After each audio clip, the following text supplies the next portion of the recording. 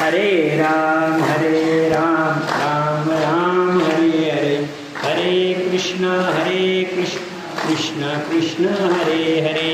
हरे राम राम राम हरे हरे, हरे कृष्ण कृष्ण हरे हरे। हरे राम राम राम हरे हरे, हरे कृष्ण कृष्ण कृष्ण हरे हरे। हरे राम राम राम हरे हरे, हरे कृष्ण कृष्ण हरे हरे। हरे राम राम हरे हरे, हरे कृष्ण कृष्ण कृष्ण हरे हरे।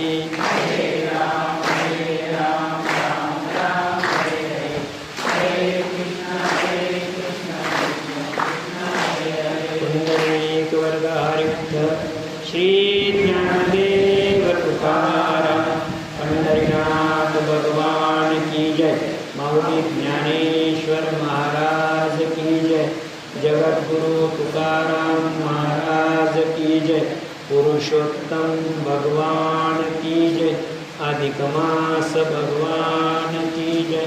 वक्रतुंड महाकाय सूर्यकोटि समप्रभ, निर्विघ्नं कुरु मे देव सर्वकार्येषु सर्वदा।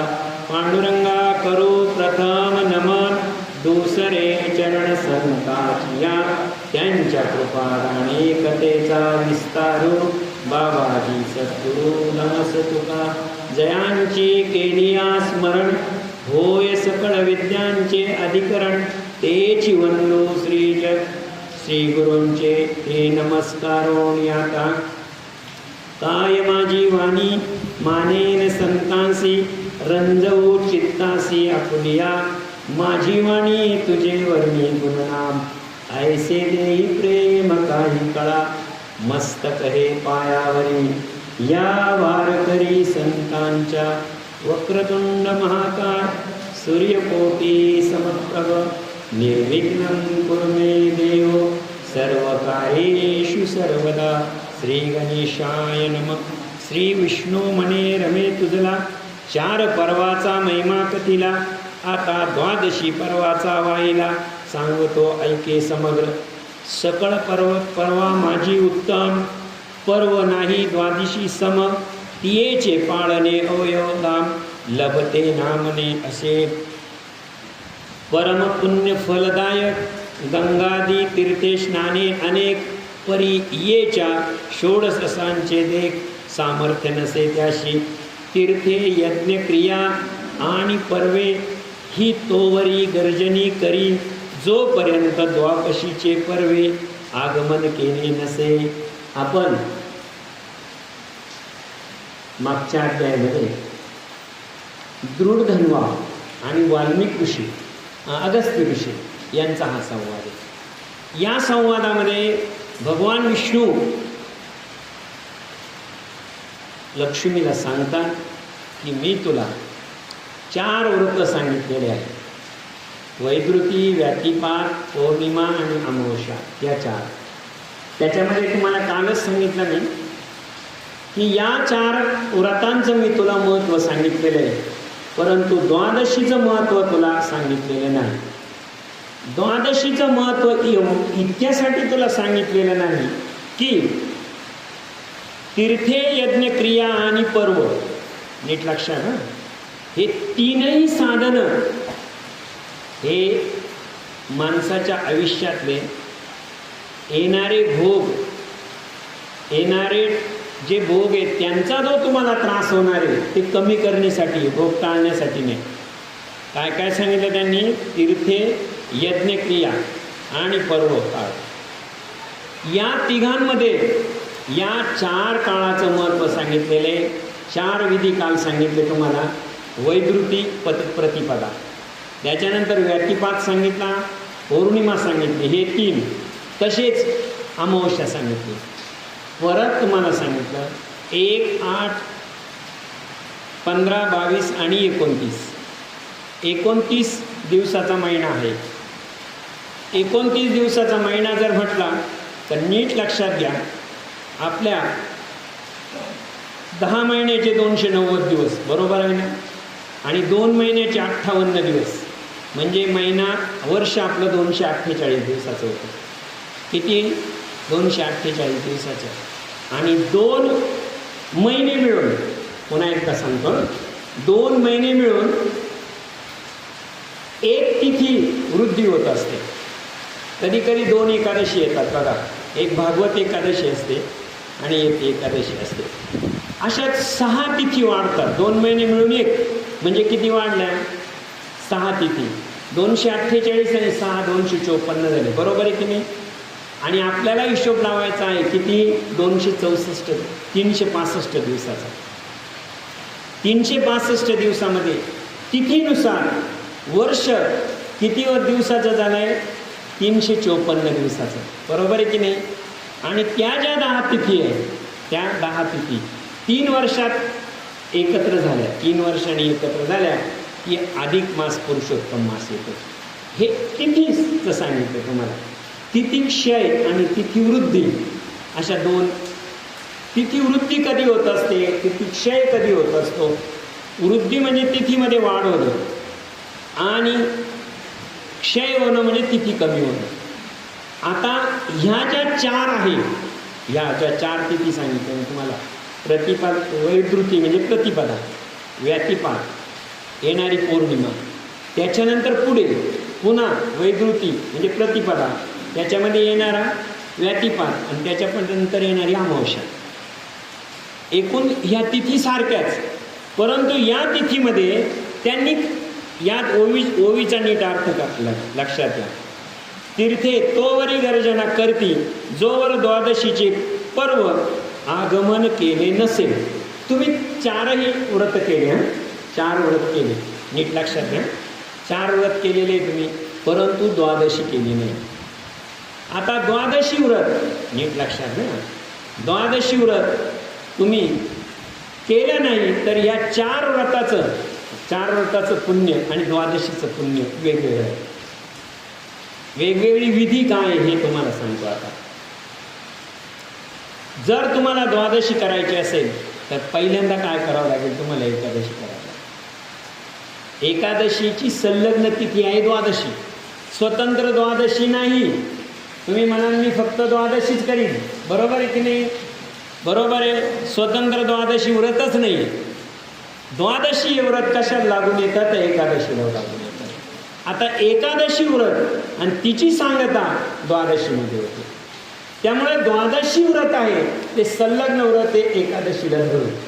तुम्ही म्हणाल आम्हाला द्वादशीचं पुण्य मिळवायचं आहे, पण आम्ही एकादशी करणार नाही. लक्षात ठेवा, एकादशी न करता तुम्ही द्वादशी जर केली की एक तर होणार नाही, शास्त्र त्याला परवानगी देत नाही. परंतु एकूण वर्षाच्या एकादशी किती आहे? प्रत्येक महिन्यात 2 येतात, म्हणजे किती झाल्या?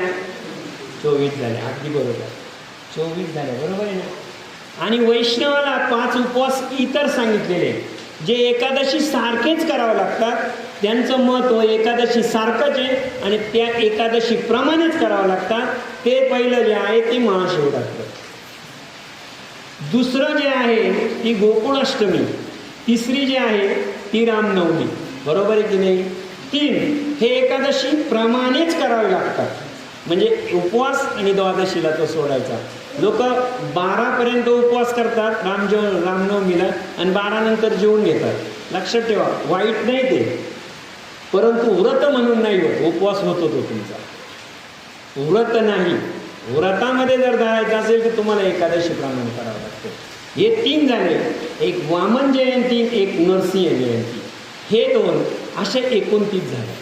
किती झाले उपवास? आता 29 उपवास झाले. हे सर्व 29 उपवास, आणि या 29 उपवासाला मोजलं जातं ते संस्कृतमध्ये. आता 20ला संस्कृतमध्ये विशंती म्हणतात. 20ला काय म्हणतात? विशंती. आणि पुढच्या 9ला नवम म्हणतात. विशंती नवम म्हणजे 29 उपवास करणारा वैष्णव. त्या विशंती नवम या शब्दाचाच शब्द वापरून झाला वैष्णव.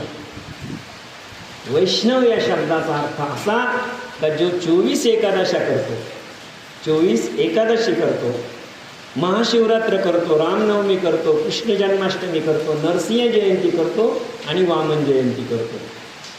या वामन जयंतीचं आणि नरसिंह जयंतीचं महत्त्व ह्या द्वादशी व्रता इतका. म्हणजे एकूण तुमचे उपवास जे आहे ते 29 आहे. 29 उपवास वर्षभरामध्ये झाले की 29 उपवासाचं जे पुण्य आहे, नीट लक्षात घ्या, किंवा 29 उपवासाचं जे व्रत आहे, 29 उपवासाचं जे पारणं आहे, त्याचं जर व्रत तुमच्याकडे एकत्र असेल तर नीट लक्षात घ्या, हे 4 व्रत वैद्रुती, व्यातिपात,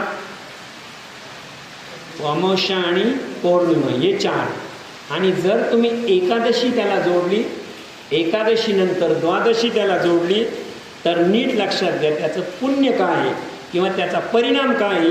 त्याच्यामध्ये ओवी अशी आहे, जरी का द्वादशी एकदा भेटेल, जर तुम्ही एकदा द्वादशीची भेट झाली म्हणजे एकदा केलं, तुम्ही केलं तर पुढे काय, किती वर्णू एकमुखाने तपो व्रत दान आदी संपूर्ण असती ही नाही आहे. पुढे जर महिनाभरामध्ये तुम्हाला काहीही करता आलं नाही, 3 वर्षामध्ये जरी काही करता आलं नाही, तरी अधिक मासाची जी एकादशी आहे, आपण लहान एकादशी मोठी एकादशी म्हणतो आषाढ महिन्याच्या, पण एकादशी लहान आणि मोठी कधीच नाही.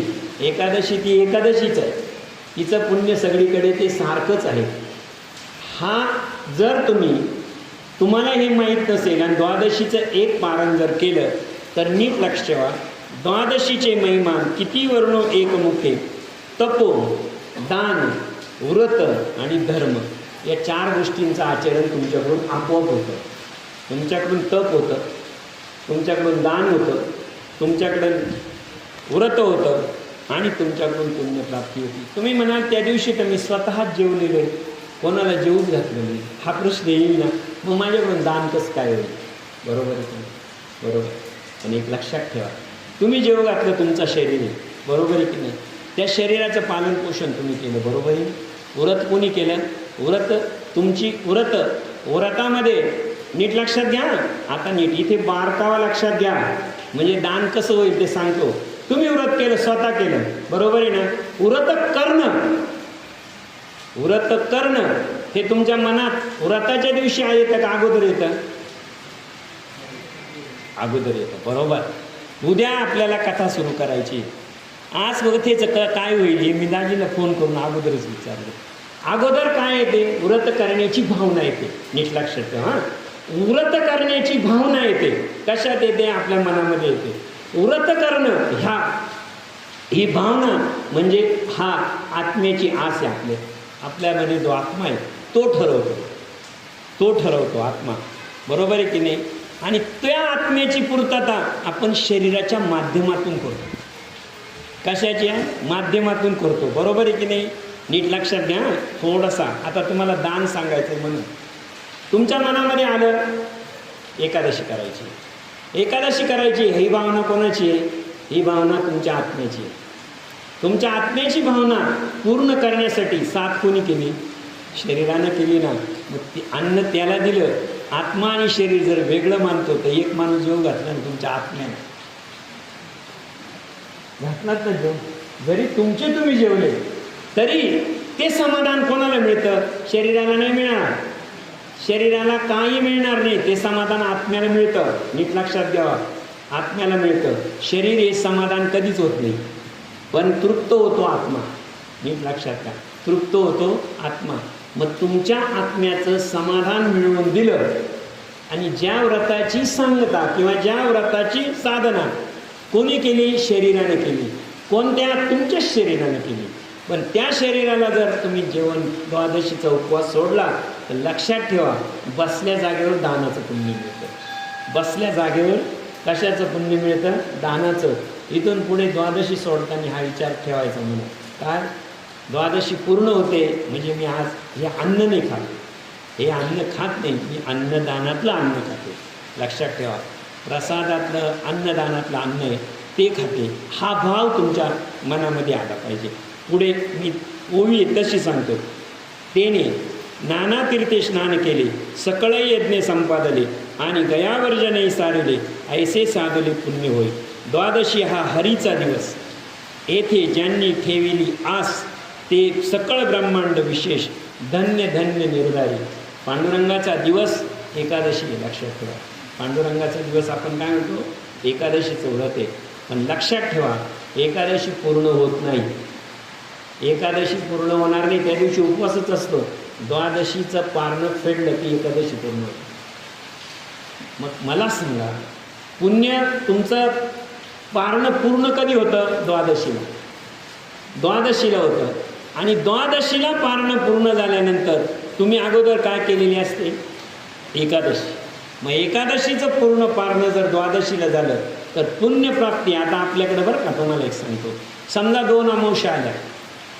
2 अमावस्या आल्या. अमावस्या रात्री 1:30ला सुरू झाली.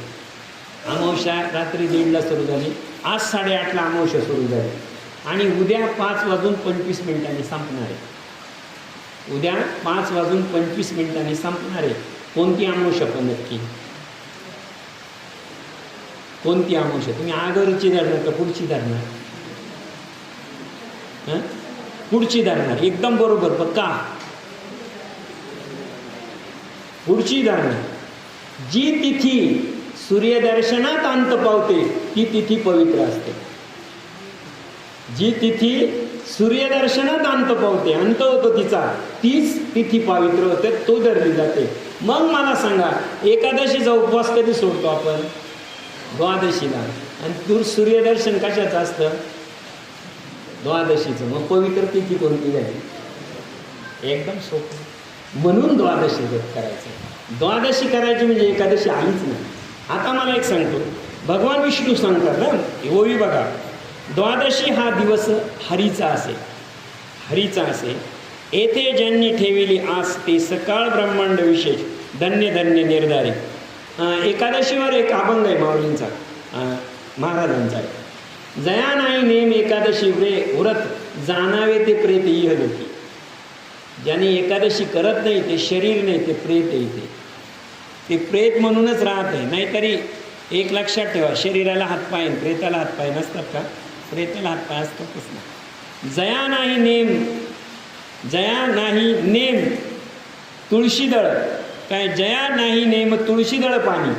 ज्याला तुळशीला पाणी वाहिलं जात नाही, ज्याचे तुळशीला घरासमोर पाणी दिलं जात नाही, रोज पाणी दिलं जात नाही ना, मानावे ते स्मशान गृही राहील.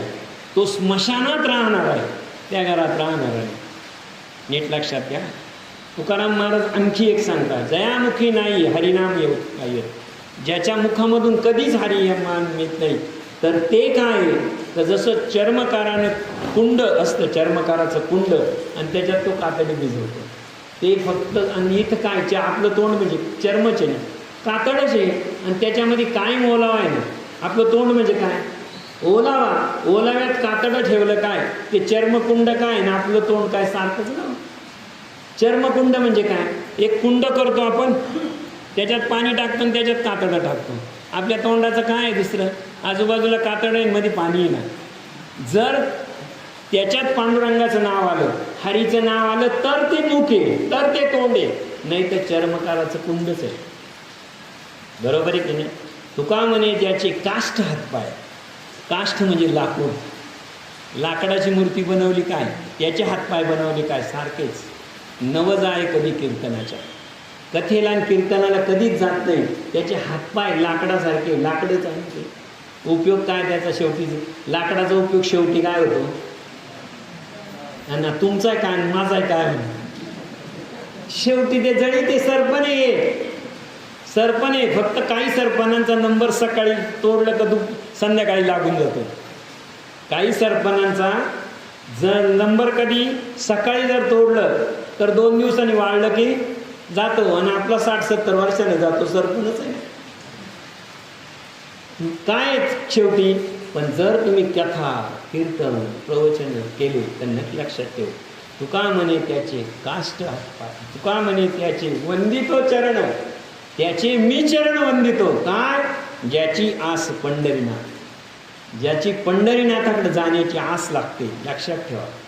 वारकरी भवनमध्ये येण्याची काय आस लागत असेल किंवा कुठंतरी जावं वाटत असेल, तो का म्हणे तयाचे वंदित उच्चारे, मी त्याचे पाय पडतो.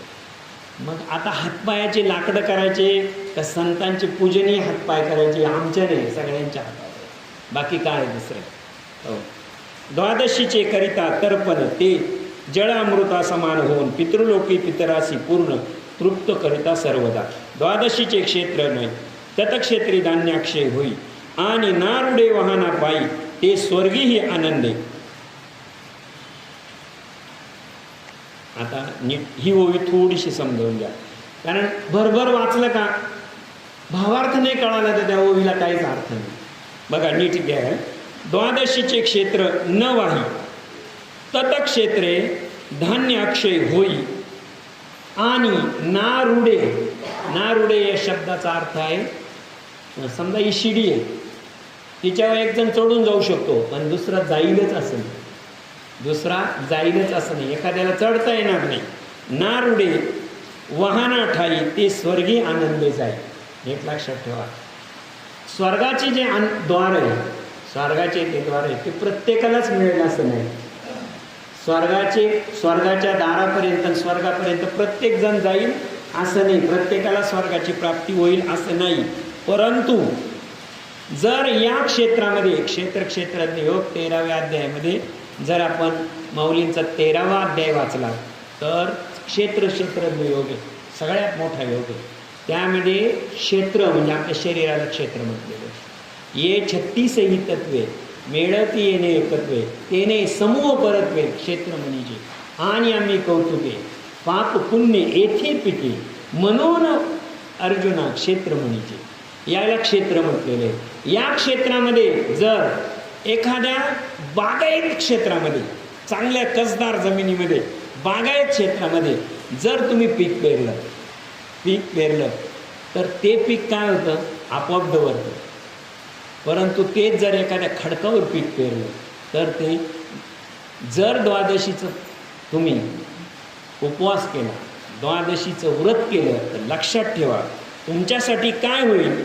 तर हे बघा, आणि नरुडे वाहन ठाई ते स्वर्गी जाई आनंदे. कोणत्याच वाहनाची तुम्हाला गरज नाही, तुम्ही स्वर्गाला जाण्याचा विचार करू नका, तुमचा मार्गच स्वर्गाचा आहे, तुमचा मार्गच स्वर्गाचा आहे.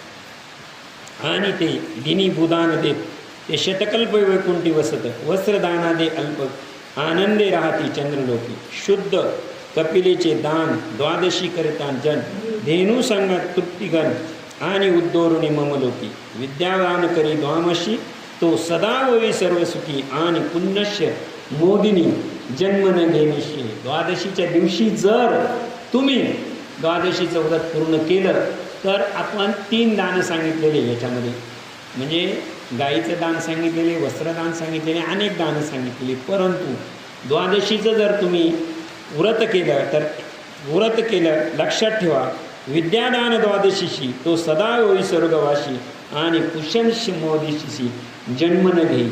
द्वादशीच्या दिवशी तरी माणसानं थोडं का होईना विद्यादान ज्ञानदान केलं पाहिजे. म्हणजे द्वादशीला निदान एकादशीला द्वादशीला बघा, आपण पंढरपूरची वारी सुरुवात होते आणि वारी तिथे जाते, वाखरीला जाते.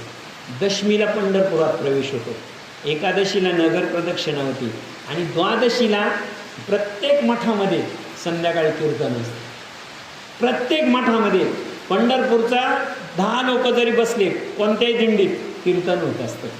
त्याला कारणच एक आहे, द्वादशीमध्ये कोणतं दान श्रेष्ठ आहे तर द्वादशीमध्ये विद्यादान आणि ज्ञानदान श्रेष्ठ आहे. बाकी दान इथे सांगितलेले नाही. एवं द्वादशी प्रतिमासी पुण्यराशी असो निसाचा, त्यापेक्षाही अधिक मासाच्या अधिकच असते निश्चय. तुम्हाला एक शंका येईल, आता 7 शब्द आहे इथं बरं का. एक महाराजांचा अभंग आहे, सत्य साच खरे नाम विठोबाचे बरे. आता 3 शब्दांचा अर्थ एकच आहे, सत्य साच आणि खरे एकच अर्थ आहे आपल्या मानाने, बरोबर आहे की नाही. पण सत्य या शब्दाचा अर्थ समाजासाठी, सत्य साच हा तुमच्या भक्तीसाठी आणि खरे हे देवासाठी. देवाला तुमची भक्ती खरी वाटली पाहिजे, आपल्या वाटण्यानं समाजासाठी आपलं सत्य पटलं पाहिजे आणि 6 हा आपला आत्मा शुद्ध पाहिजे. 6 पुण्य म्हणजे अतिशय शुद्ध पुण्य. नीट लक्षात घ्या. एवं पुण्य राशी असोनी साचा. इथं जे तुमचं पुण्य घडणार आहे, इथं ते पुण्य तुम्हाला देवाला आवडणार पुण्य घडणार आहे. समाजाला आवडो, तुम्हाला आवडो, कुणाला आवडो न आवडो, परंतु देवाला आवडणारी भक्ती जर कोणती आहे तर ती द्वादशीची व्रत आहे. द्वादशी अधिक मासी द्वादशी दिवशी जेदा धन वस्त्र अमुकादशी तया इच्छिते मे ऋषिकेशी आनंदेशी पूर्वितो. आणि जर द्वादशीची अधिक मासातली द्वादशी केली तर त्याचं मी कोणची इच्छा पूर्ण करतो बघा बरं का. धन, वस्त्र, पादुका आणि संतती यांचं रक्षण करण्याचं काम माझं आहे, मी करतो. इच्छित ऋषिकेशी मी पुरवितो. अधिक मासी कृष्णदशी दे रम्य पादुकाय विकास तो पुण्यात्मा यमाच्या दूतास नवकल्पेन दारी. रत्नखचित सुवर्ण पादुका सुपात्र विप्रेसी अर्पी जो वैकुंठ गुमना दोबितो चिरकाळ. आणि कार्पावस्त्र कौशेय तृणसंभूत निर्मळ आणि अरुणिक औष्टिक आणि सोज्वळ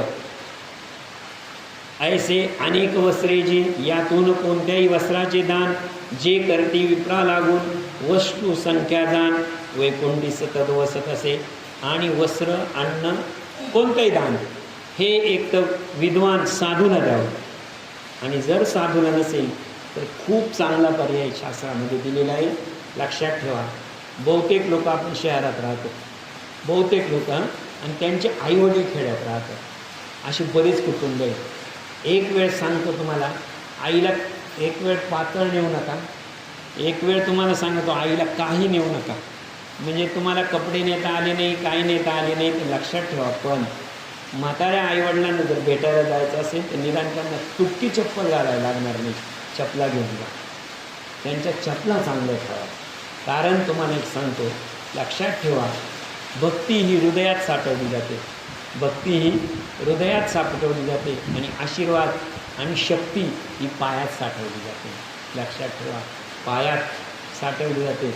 आणि जेवढी शक्ती आहे, जेवढी आशीर्वाद आहे ते कुठे आहे? पायात आहे. म्हणून आपण म्हणतो काय तुकाराम महाराजांनी सांगितलं, तुकाराम महाराजांचा अभंग पहा काय. माझ्या वडिलाची मिरासिगा देवा तुझी चरण सेवा पांडुरंगा, तुझी चरण सेवा सांगितलेली आहे. तुझी हार घालण्याची सेवा आहे का माझी? कीर्तनकाराला गंध लावून हार घालण्याची सेवा माझी असं नाही कुठं. तुझी वस्त्र सेवा माझी आहे का? नाही. गंध सेवा माझी आहे का? नाही. कोणती सेवा नाही आहे. उपवास पारणे राखीला दारवंटा केला भोगवटा आम्हा लागी वंश परंपरागत दास मी अंकित तुका मोकरिता लाज काता. जितके काय अभंग आहे तुझं पाहता सामोरी दृष्टी न फिरे माघारी माझे चित्त तुझ्या पाया विठी पडली. मग सगळी शक्ती कुठे आहे? पायात आहे. हे जाऊ दे संतांचे प्रमाणे नाही कळाले तर व्यवहारात किती वेळा म्हटले तुम्ही माझी तळपायाची आग मस्त का दिली, किती वेळा म्हटले तुम्ही. म्हणजे ज्या आगीवर शरीर चालतं, शरीर म्हणजे काय? अग्नी ना, तो गेला निघून की मग मृत्यू. ज्या अग्नीवर आणि ज्या शक्तीवर शरीर चालतं ती अग्नी आणि शक्ती कुठे आहे? पायात आहे. मग चरण सेवा सांगितली.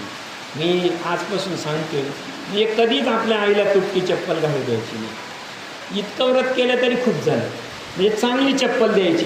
आता द्यायचीच ठरली कोणाला आपल्यापेक्षा ज्येष्ठ माणसाला तर नेहमी लक्षात ठेवा चप्पल द्यावी. का चप्पल द्यावी तुम्हाला एक सांगतो बरं का. इतर कोणतंही हार द्या, कपडे द्या, काय द्यायचं ते द्या, त्यावेळेस त्या माणसाची उंची कमी होते आपल्यापेक्षा. वाकावं लागतं का नाही? वाकावं लागतं का नाही आपल्यासमोर? मी तुम्हाला शाल घालत असतो, तुम्ही माय पुढे वागता. मी तुम्हाला हार घालतो, तुम्ही माझ्या पुढे वागता. चप्पल द्या बरं, त्याची उंची वाढते तुमच्यापेक्षा जास्त. चपला द्या, त्याची उंची आपोआप वाढेल का नाही? एक गहू भरतं तळ असेल की नाही तिचा, तितकी तर उंची वाढेल का नाही त्यांच्या आयुष्यामध्ये? लक्षात ठेवा, उंची वाढवणं, दुसऱ्याची उंची वाढवणं हा उद्धार आहे का त्याला आपल्या पुढे नमवणं हा उद्धार आहे, वाकवणं उद्धार आहे काय. म्हणून पांडुरंगाच्या, म्हणून आषाढी वारीमध्ये संतांच्या काय जातात, पंढरपूरला पादुका जातात, फक्त पादुका जातात. नीट लक्षात द्या, संतांचे कपडे गेले का आजपर्यंत? मुकुट गेला का? नाही गेला. मुकुट देणं तर सोपं आहे ना पादुकांपेक्षा, परंतु पादुकाच का जातात तर आशीर्वादाची. नीट लक्षात द्या, आशीर्वाद देण्याची जी शक्ती आहे ती कशामध्ये आहे? पायात, चरणात. म्हणून चरण सेवा करावी, म्हणून आपण दर्शन घेतो. कारण आपल्या जेवढी शक्ती आहे, जेवढी आशीर्वाद आहे, जेवढी भक्ती आहे ती हृदयातून नेहमी लक्षात ठेवा. आजपर्यंत तुम्ही बघितलं, आजपर्यंत तुम्ही पाऊस चालू आहे, जगात सगळे नियम बदलतील. पुन्हा एकदा सांगतो, माझं वाक्य नीट ऐका. जगात पहिला नियम कोणी बनवला? माणसानं नाही बनवला, नाही, देवानं नाही बनवला, देवाने नियम नाही बनवले. पहिला नियम बनवला तो निसर्गानं बनवला. या निसर्गाचे नियम आहे, आजपर्यंत बदलणार नाही. पाऊस आकाशातून जमिनीवरच पडणार, हा नियम बदलेल का कधी? बदलेल का कधी? कधी बदलेल का? नाही. हृदयातली भक्ती पायाकडे, चरणाकडे जाणार. हृदय कुठे आहे तुमचं? वरती आहे, आणि ती खालीच जाणार पावसासारखी. ती खाली जाणार असेल तर तुमची अख्खी शक्ती कुठे जाईल? पायातच जाईल. तुमची भक्ती कुठं जाईल? पायातच जाईल. म्हणून आपण चरण स्पर्श करतो, म्हणून आपण पाया पडतो, म्हणून आपण पायावर डोकं ठेवतो. का ठेवतो? हृदयातली सगळी भक्ती जी पाझरली जाते ती कुठं जाते? शेवटी पायात जाते. म्हणून आता इथं मी माझं नाही सांगत, आता ओवी सांगतो तुम्हाला. महिष आणि गव्यघृत आणि दान देते त्या वैकुंठ समोर. कैसेही उपाय करूनी, ओवी ऐका, कैसेही उपाय करूनी अधिक मासी द्रुत द्यावे प्रतिदिनी, ना तरी उभय कृष्ण सकळ रसा माझी रसार्थ, जो द्रुत देवाचे भोजार्थ ते दानाचे फळ यथार्थ. द्वादशी द्रुत देत मुख्यत्वे 12 प्रश्न असणे, या माझी न केले उणे तरी ते अत्युत्तम दान होय. अधिक मासी द्वादशी दिनी ऐसे घृतदान करी गोवनी, तया शतावनी अन्य द्वादशी काय व्रत असे पा. द्रुत या शब्दाचा अर्थ तूप दिलेला आहे. तेलही होऊ शकतो, तूपही होऊ शकतो, दोन अर्थ आहे. आपण द्वादशीला तेलाचं दान करावं किंवा तुपाचं दान करावं. मी म्हणतो आपण तूप वाटायला तयार आहे, किती वाटू आपण, पण घेणाऱ्याचं पात्र सत्पात्र पाहिजे.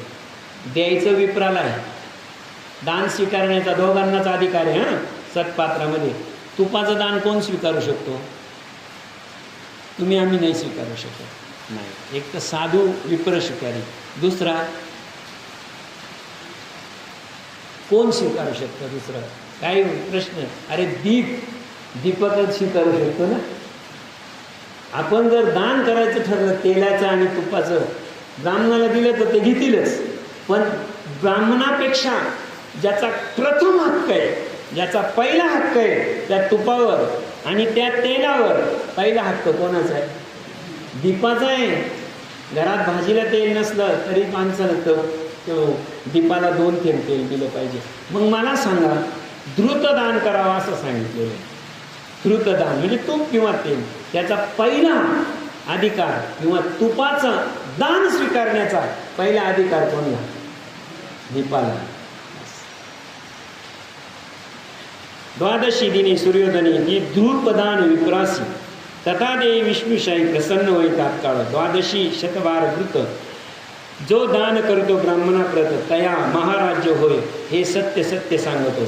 इंदिरे द्वादशी दिनी पाही, वित्तसाष्ट न करता काही, स्वशक्त्यानुसार अल्पही धृतदान देई जो विप्रा. आणि जर द्वादशीच्या दिवशी साधू पुरुषाला, ब्राह्मणाला जर तुम्ही 100 थेंब, 100 म्हणजे थेंब, कमीत कमी 100 थेंब तरी तेल दिलं पाहिजे. जर तुम्ही ते नाही दिलं तर पर्याय सांगा. तयाशी माझे कृपे करून इतरही गोष्टी इच्छानुसार प्राप्ती, आनंद होत असे प्रिय. मागी पुनवेसी 1000 धृतदेनु दान देता साचार ते धृतयोगी कंबल सहस्र दान देता होईल. जर तुम्ही 1000 म्हणजे थंडीच्या दिवसामध्ये साधू पुरुषांना किंवा व्यक्तींना 1000 कंबल स्नान म्हणजे उबदार कपडे देण्याचं जे पुण्य आहे ते उबदार देण्याचं पुण्य एकतर ब्राह्मणाला दान दिलं तर होईल किंवा दीपाला दान दिलं तर होईल. तसं तर तूप किंवा तेल हा स्वीकारण्याचा किंवा ज्याला दान करू शकतो हा फक्त एकमेव दीपकच आहे. दीपक आदिमासी द्वादशी जो पवरता तयाची अनंत पापे तत्क्षणी गेली निर्सोनी जाय. जर तुम्ही दीप लावला संध्याकाळी आणि दीपामध्ये जर तुम्ही बघा आपण नवरात्राला 9 दिवस दीप ठेवतो, त्या 9 दिवसाच्या दीपाचं तेल वेगळं ठेवतो की नाही आपण घरापेक्षा, बरोबर आहे की नाही? अखंड दीप पेटत राहतो. त्याला कारण अन्य दिनी दूतदान करिता जे पुण्यफोल त्यापासून मश द्रुत लक्षण गुणे होईल आणि गव्य दूताचे देता दान कोटी गुण फळ लाभेल. कपिला धेनूच्या दूताचे दान अनंत गुणे फलदायक. जो सामान्य द्वादशी दिनी भक्ती कृती वृत्तदानी तो सप्तजनापूर्वी घेऊन वैकुंठ भुवनी नांदतो. जर तुम्ही नीट लक्षात घ्या, जर तुम्ही द्वादशीच्या दिवशी दीप लावला, द्वादशीचं पारणं पूर्ण केलं आणि तुमच्या हातून जर द्वादशी पूर्ण झाली, नीट परत ऐका बरं का, त्याचं पुण्यफल सांगितलेलं आहे. तसं तर कपिला दान करावी, हे दान तर आहेच प्रत्येक वेळी सांगितलं. पण जो सामान्य म्हणजे गरीबातला गरीब सामान्य द्वादशी दिनी भक्ती प्रवर्ते द्रुतदानी, ज्या सामान्यातल्या सामान्य माणसानं, एक गरीबातल्या गरीब माणसानं द्वादशी केली आणि त्या दिवशी दीपाला दान दिलं, काय 2 थेंब तेल, 100 थेंब सांगितले नाही. इथं काय सांगितलेलं आहे नीट लक्षात घ्या. द्वादशीचे द्रुतदान द्वादशी द्रुतदान देता विप्रा लागुनी कधी न त्रिभुवनी दुःख भोगावे लागेल. फक्त द्वादशीच्या दिवशी दीप लावला, इतर दिवशी लावला नाही. एकादशी घेतली, द्वादशीच्या दिवशी पूर्ण केलं आणि तुम्ही जर दीप लावला त्या दिवशी किंवा दीपाची पूजा केली, दीपस्नान केलं तर काय होईल त्याचे पुण्य त्यांनी सांगितलेलं आहे. पुण्यफळ आहे विशेष अधिकमासी काश्यपात्री घालून या घृत सुवर्णाचे प्रतिमे सहित पूजोनिया येत असतील दान की जे विप्रासी तेने सर्व दानाचे फळ निश्चय होते अक्षळ. द्वादशीची द्रुतदान सकळ यज्ञाहून अधिक यज्ञ असे. ऐसे दीप द्रुत महिमान, दीप आणि द्रुत महिमान म्हणजे दीप आणि त्यात घातलेलं तूप आणि तो प्रज्वलित झालेला दीप. महिमान की द्वादशी श्रेष्ठ तीर्थ ठाई तैसेची सर्व दानात पायी श्रेष्ठ दान राही अन्नदान. द्वादशीला जो अन्नदान करतो लक्षात ठेवा, त्या अन्नदानाचं पुण्य हे द्वादशीच्या अन्नदानाचं पुण्य हे एक कामधेनू कपिला गाय अन्नदान त्याचं पुण्य किती? द्वादशी श्रेष्ठ तीर्थ असाक्षी भोजन द्वादशी तैजायसा भोज अनुकूल जे त्यास त्याचे विप्रासार पावे वित्तसाठीने करावे भगवंता सम्मुख असावे अतिथीशी उन्मुख न धाडावे वित्त जवळ असोनिया. द्वादशी अन्नदान दिले विप्रदान जे शतपूजा नरकातून तारिले जाय निश्चय. जो मनुष्य अन्नदान देती तया प्राणाती ऐसे होती अन्नदारे सर्व जगती जीव राहती म्हणून या. चैत्र वैशाखात उदक दान देता पुण्य फलदायक पौषा माझी देत फलदायक काष्टदान. ऐसे एक एक काळी पुण्यफलकासे जाण अन्नदान सर्वदा म्हणून श्रेष्ठ दान असे. अन्नदान श्रेष्ठ का आहे तुम्हाला एक सांगतो. जे काही तुम्ही दान देणार आहे, सुवर्णदान दिलं, गाय दान दिली, वस्त्रदान दिलं, सगळं दान दिलं, तुम्ही दान प्रत्येक गोष्ट दिले, परंतु त्या दानामध्ये कुठेही तृप्ती नाही. सुवर्णमुद्रा दिल्या तुम्हाला 100 दिल्या, 101 दिली तर तुम्ही नाही म्हणणार आहे का? घेणारच आहे. गाई 10 दिल्या, 11वी दिली तर नाही म्हणाल का तुम्ही? घेणारच. इतर दान जर केलं तर इतर दानामध्ये तृप्ती नाही. परंतु एकमेव दान हे असं आहे कोणतं? अन्नदान. का याच्यामध्ये तृप्ती आहे. तुमचं एकदा पोट भरल्यानंतर, तुमचं पोट भरल्यानंतर तुम्ही परत अन्न मागणार आहे का? तुमच्या ताटावर आहे तसं ठेवून देता तुम्ही. का? कारण तिथं तृप्ती आहे. म्हणून अन्नदान हे सर्वश्रेष्ठ दान मानलेलं आहे. ऋषी गंधर्व विधी मीही विचार करतो पूर्व समय, द्वादशी समय जगात या काही नाही ऐसे सकळ निर. अहो द्वादशी व्रत चरणासी, निधीपतित्व लाभले कुबेरासी, प्रजा संयमन यर्मधर्मासी आणि इंद्रत्व इंद्राशी. या द्वादशी व्रताने किती लोक सफल झाले. त्यातलं पहिलं काय आहे? कुबेराला काय मिळालं? कुबेराला वर मिळाला संपत्तीचा. आज संपत्तीचा राजा कुबेर म्हटलं की नाही. इंद्राचा स्वर्ग मिळाला. कोणाला? इंद्राला मिळाला. कुबेराला संपत्ती मिळाली. इंद्राला काय मिळाला? इंद्राला मिळाला स्वर्ग मिळाला. स्वर्गांचा राजा, देवांचा राजा झाला तो. आणि त्याच्यानंतर त्यांनी काय सांगितलं? प्रजा संयमन यमधर्माशी. आणि यमधर्म चित्रगुप्ताचे प्रजेचं संयमन करता म्हणजे जगाची देखभाल करण्याची. आपल्यावर सगळं नजर आपल्या आईवडिलांची आहे की नाही माहीत नाही, आपल्या घरच्यांची आहे का नाही माहिती नाही, पण तुमच्यावर यमाची नजर निश्चित आहे, यमधर्माची. त्यांच्या नजरेतून तुम्ही कधी चुकू शकत नाही. तुम्ही चुकणार नाही. त्याला जी शक्ती मिळाली यमधर्माला, कारण द्वादशीचं पुण्य. द्वादशी अंबिरीश तरला, सकळ राते वर्ष झाला, दुर्वास गर्व हरिला, शरण आला ऋषी. ते अंबराशीचे आख्यान त्रिजगतात पावन झाल, तरी त्याचे वर्णन ग्रंथ महान होईल. आता अंबराशी ऋषींचं जे व्रत आहे, त्यांचा अवतार घेतलेला आहे, ते खूप मोठं आख्यान आहे, भागवतामध्ये येतं. पण इथे उल्लेख आलेला आहे म्हणून काय? ते अंबरीशीचे आख्यान त्रिजगतात पावन, तया करता व्रत ग्रंथ होईल मान. ऐसा अत्युत्तम, असा अतिउत्तम द्वादशी दिवस तयासी मिळता अधिक मास. मग येते पुण्य विशेष काय सांगावे. अधिक मासी द्वादशी हे येता वस्त्र ऋण दानाशी, जे मनुष्य जन्माची सार्थकी पाहून धन्य होतात. कला मात्रही द्वादशी असता, अन्नदान जे देता दाता, तयाची वाढवणी सौभाग्यता, आयुष्यहीनता न याची. अधिक मासी बारस दिनी स्नानदादानी कर्म, कोटीशा महापापांची दुनी होय तत्क्षणी मम कांते. नीट लक्षात द्या ही होवी. अधिक मासी बारस दिनी, बारस दिनी म्हणजे द्वादशीला, 11 एकादशी नंतर 12वा दिवस येतो. बारस दिनी स्नान आदी कर्म करुणी वाढे सौभाग्यता, आयुष्यहीनता न याची. नीट लक्षात घ्या. हां, पर्व काळामध्ये आणि त्यातल्या त्या द्वादशी व्रतामध्ये तुम्ही जर असाल आणि जर तुमचा त्यावेळेस काळ पूर्ण होणार असेल, नीट लक्षात घ्या. कारण काळ कोणाला सांगता येत नाही. तर तुम्ही द्वादशी व्रत करतायत, द्वादशी व्रत तुमचं चालू आहे, एकादशी व्रत चालू आहे आणि एकादशीच्या मध्यांनी तुमचा काळ संपलेला आहे. थोडक्यात याचा काळ संपलेला आहे. भगवान विष्णू तिथे काय सांगतात नीट घ्या, ओवी चांगली.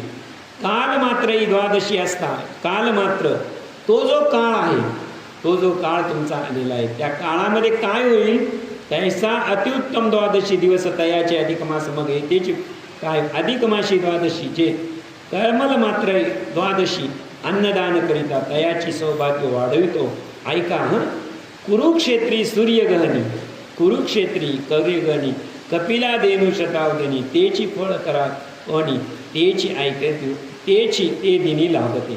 कुरुक्षेत्रावर जितक्या हत्या झाल्या तितक्या हत्या काही कुठं झालेल्या नाही. कुरुक्षेत्रावर जितक्या झाल्या तितक्या. परंतु कुरुक्षेत्र ही द्वादशीच्या दिवशी आपण मागच्या वेळेस पाहिलं, अर्जुनानं व्रत केलेले जर एखाद्यानं शस्त्र ठेवलं, ज्याच्याशी तुम्ही लढताय त्यानं जर शस्त्र ठेवलं तर परत त्याच्यावर बाण येत नव्हता. एक नाही म्हणजे नाही, त्याला मारलं जाणार नाही. कुरुक्षेत्राच्या ठिकाणी सुद्धा हे व्रत केलेले पांडव कुठपर्यंत पोहोचले? द्वारकेचा राणा इथपर्यंत योग्यता झाली त्यांची द्वादशी आणि एकादशीच्या व्रताने. अधिक मासीच्या सर्व काही तिथे सुपुण्य फलकदायक असते, तरी त्यातही द्वादशी अतिश्रेष्ठ साचार. म्हणून मुख्यत्वे द्वादशीचे दान देवे सत्पात्राशी, सत्पात्राविन दानाशी योग्यता मुळी नाही. ही ओवी नीट लक्षात घ्या. म्हणून मुख्यत्वे द्वादशीची, द्वादशीच्या दिवशी दान देवे सत्पात्राशी, ना विप्र न काही न काही काही कुठं कुठं कुणी म्हटलं विद्यार्थ्याला द्यावा असं आहे का, ब्राह्मणाला द्यावा असं आहे का, नाही. सत्पात्री दान द्यावं. आता सत्पात्री दान द्यावं 17व्या अध्यायामध्ये दानाचं महत्त्व सांगितलेले भगवान श्रीकृष्णानं अर्जुनाला.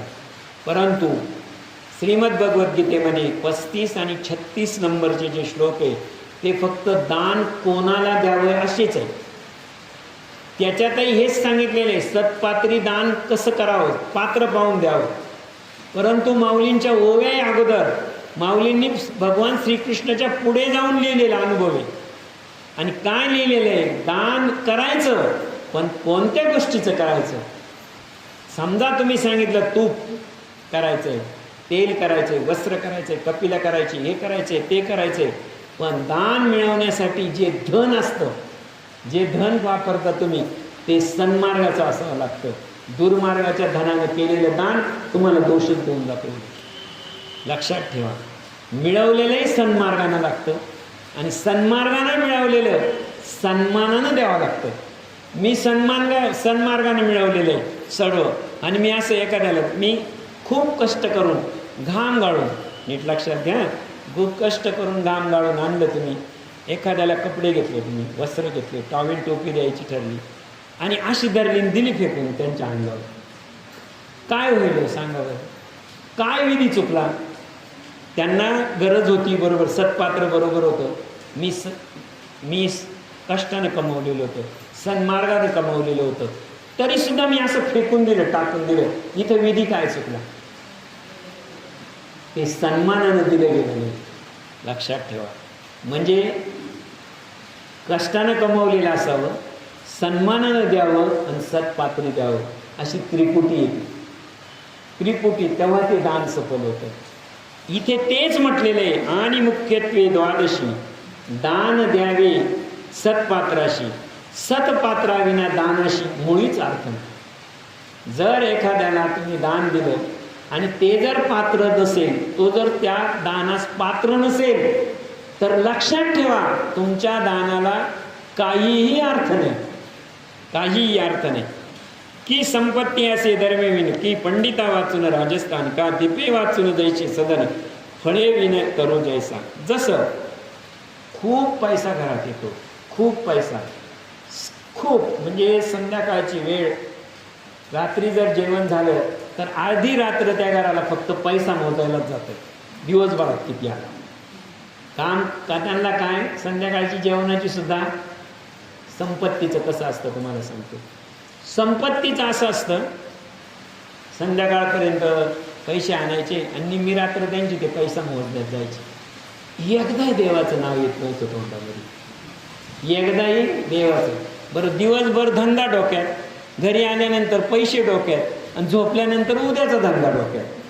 याच्यामध्ये गुरफटून गेल्यानंतर मला मुद्दा हा सांगायचा आहे, यांच्या घरात यांच्या तोंडात देवाचं नाव कधी येणार? ओवी सांगतो हां, मी नाही का, की संपत्ती जैसे धर्मविन, घरात देवनाम नाही, काही नाही, काही नाही, पण संपत्ती येते. पंडिता वाचून सभास्थान, सभा मोठी बसलेली आहे पण हुशार कोणीच नाही, सगळा बावळाटांचा बाजार. काय त्या सभेला अर्थ? की दीपे विन जैसे सदन, घर मोठं आहे, 10 मजली बांगला आहे, सगळं आहे, एकाही खोलीमध्ये दीप लावला नाही कधी, ना तुळशी वृंदावन ना काही. काय त्या घराचा उपयोग आहे? फळे विन तरु जैसा, की मोठं झाड माजलंय, मोठं आकाशाला भिडत चाललंय, पण जसं लावलंय तसं त्याला एकही फळ आजपर्यंत आलं नाही. काय अशी झाडं कामाची? जसं फळाशिवाय झाड कामाचं नाही, नामाशिवाय संपत्ती कामाची नाही, परमेश्वराच्या स्मरणाशिवाय संपत्ती कामाची नाही. लक्षात ठेवा, पंडिताशिवाय सभा कामाची नाही आणि दीपाशिवाय घर कामाचं नाही. संपत्ती जर तुमच्याकडे असेल, नीट लक्षात घ्या, तर संपत्ती का पुत्राविन वंश, बुबळाविन नेत्र जैशी, का वेदाविद्या करोडी उत्पत्ती व्यर्थ जैशी, का पुत्र. लक्षात ठेवा, खूप मोठं घरदार मोठं आहे, सगळी संपत्ती मोठी आहे, त्याला 4 मुलं आहे, 4 मुलं आहे, सगळा कारभार व्यवस्थित आहे, 5वा मुलगा झाला, 5 मुलं, मोठा घरदार सगळं आहे, कोणाचीच गरज नाही त्याची. 4 जण 4 बाजूला लागले तर 5वा पुढं, पण कोणाचीच गरज नाही असा माणूस आहे. परंतु काय झालंय, त्या 5 मुलांपैकी एकालाही पोरगच नाही, पुढे वंशच नाही. खरंच सांगा, असं भरलेलं घर कामाचं आहे का? वंशाचा दीपक जर पुढच्या यायला नसेल तर जसं ते घर, ती संपत्ती कामाची नाही. त्याचप्रमाणे पुढे काय सांगितलं, पुत्रे विन वंश बुबळे विन नेत्र जैसा. डोळे चांगले मोठे मोठे पण त्याच्यात बुबुळच नाही, सगळे पांढरे डोळे, काय कामाचे डोळे? का वेदांता विन कोरडी जैशी. विहीर खोदली चांगली 5-50 परस खोदली, विहीर वेदांत म्हणजे परमेश्वराविषयीचं ज्ञानच नाही, परमेश्वराचं गंधच नाही एखाद्या माणसाला. अहो आम्ही सांगतो ना, म्हणजे आता व्यासपीठावर बोलू नये, विषय निघतो ना, कथा चालू आहे, मला म्हणे रोज काय बरडीतो 1 तास. मला एकदा डायरेक्ट मला अधिक मास कथा सांगतो मी, मला म्हणा अधिक मासाचं रोज 1 तास काय बरडीतो तू असं. म्हणलं काय नाही बरं. मग त्याला काय सांगणार, सांगा ना. ज्यानं असा प्रश्न केला आपल्याला त्याला काय सांगणार, काय करतो आम्ही? बरं तू एक वस्तू तर वस्तू म्हणून 5-50 घेऊन बसत असेल. म्हणलं हा ते आहे बरोबरच, रोज काय करतो मी असं. खरंच सांगा, अशा माणसाला उपदेश करण्यात काय अर्थ आहे? बरोबर आहे का? ज्याचा विश्वासच नाही. जिथं विश्वास नाही, नाथ महाराज म्हणतात ना, जिथं विश्वास नाही तिथं व्यर्थ आपली वाचा शिनवू नये. आपली वाचा शिनवण्यात काय अर्थ आहे? द्वादशी दिनी कर्पूरयुक्त तांबूल दे ब्राह्मणाप्रत, ते आपुलिया पूर्वजांसहित पावतोत्तर ते वैकुंठ. आणि कर्पूराचे झाड किंवा तांबूलपत्राचे प्रमाण कल्प तितुके कल्पपर्यंत जाणं, तेथेच आनंदी होतं. ऐसे तांबूलदान अद्भुत, त्याहुनी अन्नदान महत. द्वादशी दिनी जे अन्न ते परतत वैकुंठाहुनी. फार महत्वाचं आहे, हां लक्षात ठेवा. तुम्ही जर पंढरपूरच्या वारीला गेले असतील तर पंढरपूरच्या वारीला जर गेले तर वारकरी नगर प्रदक्षिणा करतात आणि वारकऱ्याचा कधीच अट्टहास नसतो का लाईनीत उभं राहायचं पांडुरंगाचं दर्शन घ्यायचं. कधीच अट्टहास करत नाही वारकरी. का? प्रमाणे बरं का मी सांगतो, त्यानं ते वैकुंठ सोडलेलं असतं. पांडुरंगानं त्याचं ते आसन सोडलेलं असतं आणि तो प्रत्येक वारकऱ्याच्या भेटीला बाहेर येत असतो. वारकऱ्याच्या भेटीला तो बाहेर येत असतो. तीच ओवी अशीचे ऐसे तांबूलदान अद्भुत, त्याहून अन्नदान महत. द्वादशी जे अन्न देत त्यासी, नीट लक्ष द्या, तो ना परत परत वैकुंठाहुनी. आता पहिला अध्याय आठवा, दुसरा तिसरा अध्याय तुम्ही तो वाचलेला आहे. पुरुषोत्तम मास कुठे गेले होते? वैकुंठात गेले होते. पुरुषोत्तमापुढे, आणि त्यांचं आसन कुठे दिलेलं आहे? त्यांना राहण्याची जागा कुठे दिलेली आहे? वैकुंठात दिलेली. वैकुंठात गोलोक. मी तुम्हाला सांगितलं वैकुंठात आले का इकडं काय आलं लगेच? गोलोक आले. गोलोकामधून आपण लगेच दिव्य ज्योतीचं दर्शन घेतो आणि इकडे कैलासात जातो. नीट लक्षात ठेवा. अधिक मासाची जागा कुठे आहे? वैकुंठामध्ये. जो द्वादशीचं पूर्ण व्रत करतो वैकुंठावरून तो त्याला भेटायला. जसा पांडुरंग परमात्मा पंढरीच्या पांडुरंगा वारकऱ्यांना भेटायला जातो, तसा अधिक मास द्वादशीच्या दिवशी पुरुषोत्तम भगवान, जसं आपण म्हणतो तेथे असे देव उभा, जैसी समचरणाची शोभा. जर तुम्ही द्वादशीचं व्रत फेडत असाल तर लक्षात ठेवा, तुमच्या जेवेपर्यंत पुरुषोत्तम भगवान तुमच्या शेजारी बसलेले असतात. त्यांना तुम्ही येईल. मग सांगा, तुम्ही तृप्त झाले तर पुरुषोत्तम भगवान तृप्त होतात. मग अन्नदान झालं की नाही?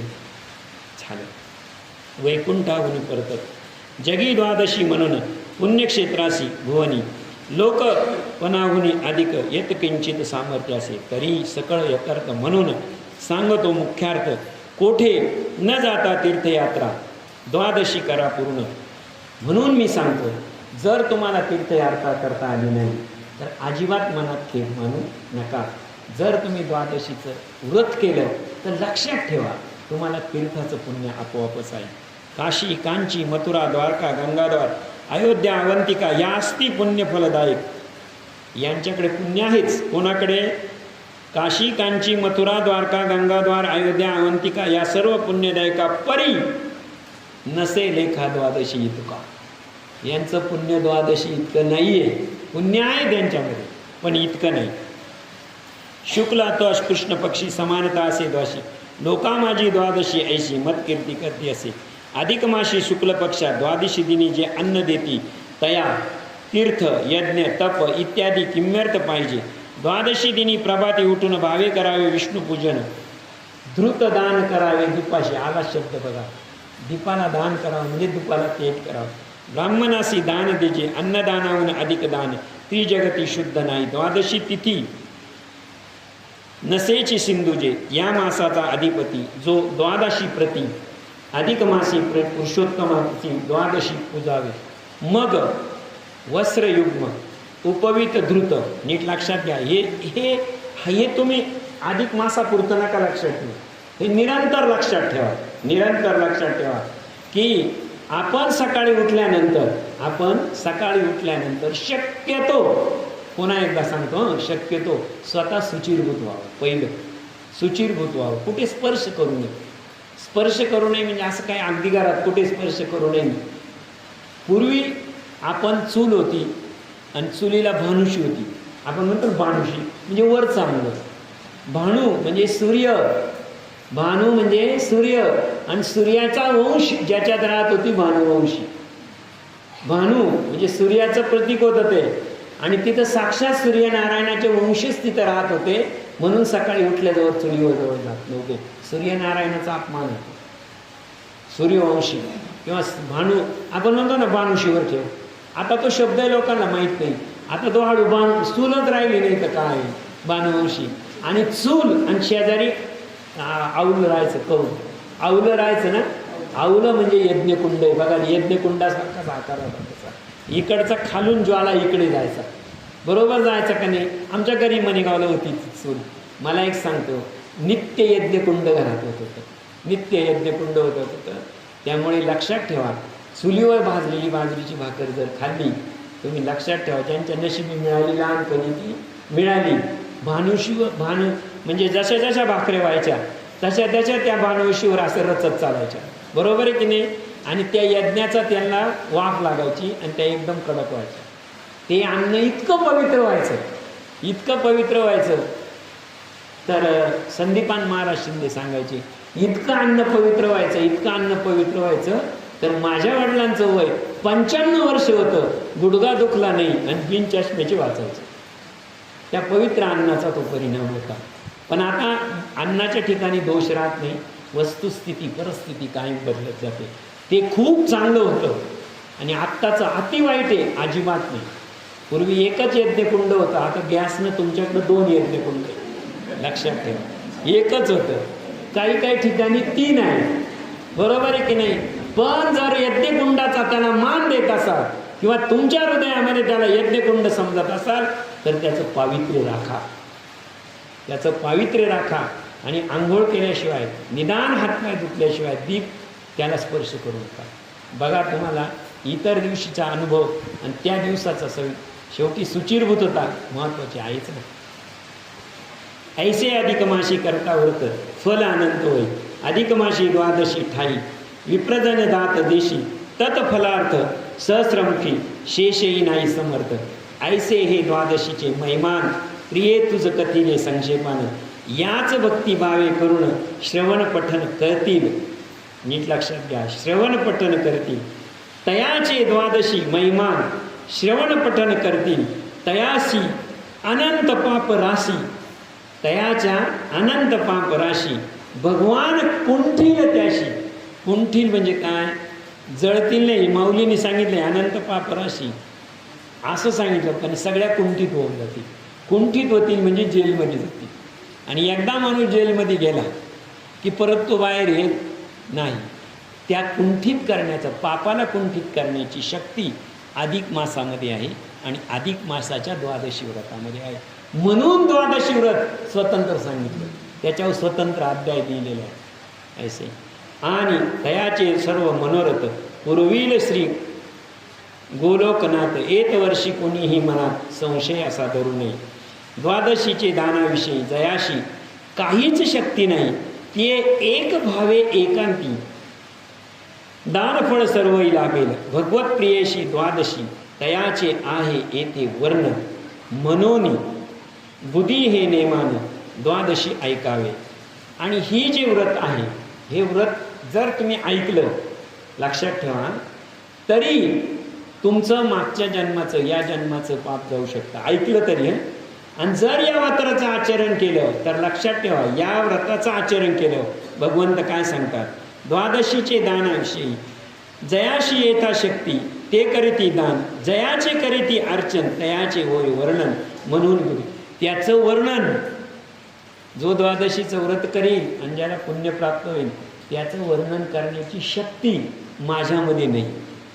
त्याचं वर्णन फक्त भगवंतच करू शकतो. भगवत प्रिया द्वादशी दिनी तयाचे आहे वर्णन. म्हणून बुधी नेमान द्वादशी इति अधिक मार्ग महत्व. बृहन्नारदीय पद्मभाग सज्जन श्रोते ऐको चतुर 21 अध्याय. गोड हा वावा विठ्ठल. कुंडलीक वरदा हरी विठ्ठल.